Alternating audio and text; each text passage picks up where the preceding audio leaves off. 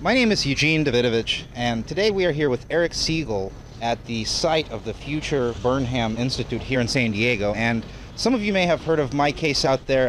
I was involved recently in a medical marijuana trial, but that is not why we're here today. Today, we are here on an environmental issue. And Eric, tell us a little bit about what is going on here. What is all this construction? This is the Burnham Institute for Stem Cell Research. They're building a 4-story structure for stem cell research. And this was something that was planned quite a number of years ago, at least 2 years ago.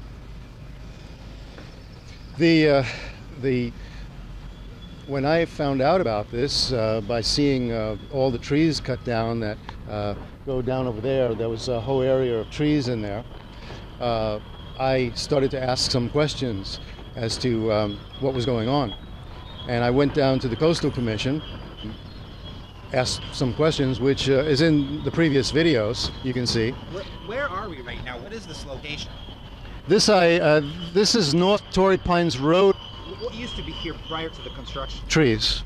And so trees. This was just an environmental sanctuary, or? This was a whole grove of eucalyptus trees. There's a few of the trees that are left in that area over there. This whole area was filled with those trees. So what are they building here? They're building a research institute for stem cell research. And how was this approved? Was there some sort of a permitting process that they went through? Was there a public input process, or did they just all of a sudden one day start building here?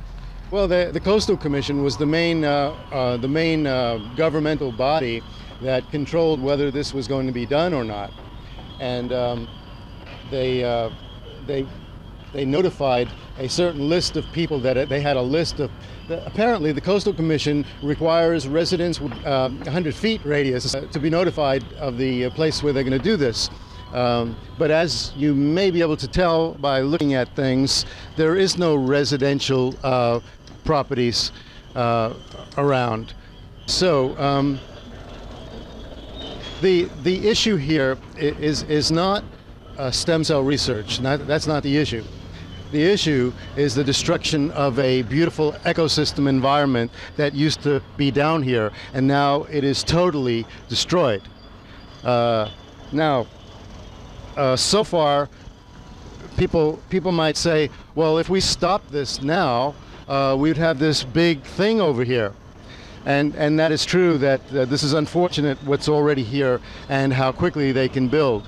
But this can be utilized for some other purpose, and actually dirt could be put back and trees still could be put back here if we had the will to do that, if we wanted to do that. If we want to let all of this growth keep happening here, this is the destruction to a recreational area. And that's what this area was. This was an area for hang gliding. There's Black's Beach, it's below the hill, and there's a golf course nearby. So most of everything that was here was to enjoy the natural environment. But as you can see, the natural environment is victim to the bulldozers and derricks and cranes. So I'm just saying that I hope that there's somebody that's watching this that can help us in this to try to put a halt to something that was done the wrong way. And what was done the wrong way is that the Coastal Commission did not notify the public for their input whether the public wanted this or not. The Coastal Commission required them to put up an 8x11 sheet of paper on a utility box out over there, and that was the extent of it, aside from the people that were on the list that were notified directly. And there was one other notification, and that was in the San Diego Union that looked like an obituary notice. And that was the full public disclosure. And as we saw with their brand new sign that they have up over there, they did not put any kind of sign up there when the public would have had a chance to consider this. They did not put up a sign there that they were planning to do this. They only put up a big sign there now that they are doing it. Typically, when a large building or a large facility is put up, there's some sort of a regulatory process that that it has to go through. For example, if you open up or use non-residential property here in San Diego, you must have zoning clearance and a permit to build and go through a conditional use permit process to obtain the permission from the city of San Diego to build this property. Now, from what I understand, there was no permission obtained from the city of San Diego, even though this specific location is within the city. Do you know why there was no permission obtained or any kind of input from the city council or the city of San Diego at all on this? Yeah. This land that it apparently comes under the jurisdiction of UCSD and the UCSD regents. And so this area is not controlled by the city of San Diego. And so the university was the organization that decided what would be going on here, subject to the Coastal Commission's approval, and that was a buttered deal. Now, what is the alternative? Can something be done to relocate this? Was there other locations looked at, or was this just the only possible site that they could build here in San Diego? Well, there was a lot of other locations that were brought up, but all of those locations were no good as far as the people behind the creation of this project. They insisted that this was the only place that it could be put. Eric, what do you hope to accomplish here with these videos and trying to bring attention to this issue? Well, our town, San Diego, is being transformed, okay? The reason why myself and a lot of other people have moved to sunny, beautiful San Diego, America's finest city, is because what made this place beautiful was the natural environment.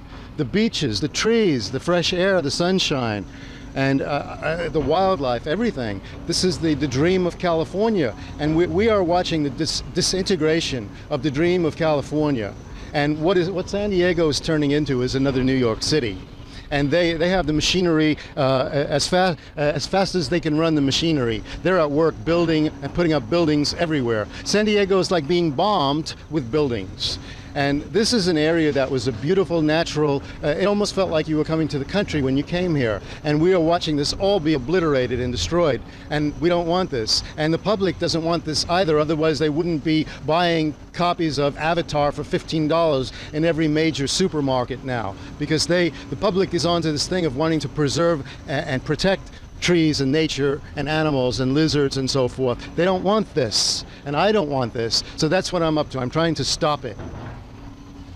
What can people do to help stop the construction here, or to in some way intervene or help with this cause?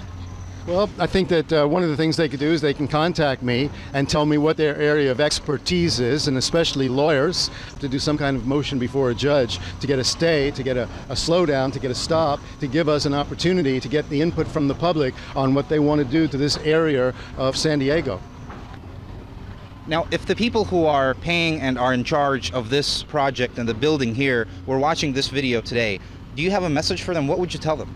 All right. There's a lot of money behind this project.